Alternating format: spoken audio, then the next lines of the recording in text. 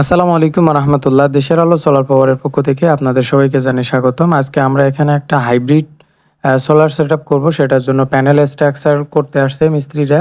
তাদেরকে আমি আজকে দেখাই দিতে আসলাম কিভাবে সেটআপটা করতে হবে, প্যানেলগুলো লাগাইতে হবে। এখানে আমরা 12 পিস জিঙ্কো 625 ওয়াটের সোলার প্যানেল আমরা এখানে লাগাইতেছি। এখানে একটা 1.5 টনি এসি চলবে এবং মুরগির ফার্মের মধ্যে আপনার 8 থেকে 10টার মতন সিলিং ফ্যান চলবে এবং বাসার অন্যান্য সিলিং ফ্যান বা বাকি যাবতীয় কিছু লোড আছে সেগুলো ব্যবহার করা হবে। এটার সাথে আমরা ব্যবহার করব গোরোয়াডের 6 কিলো হাইব্রিড ইনভার্টার।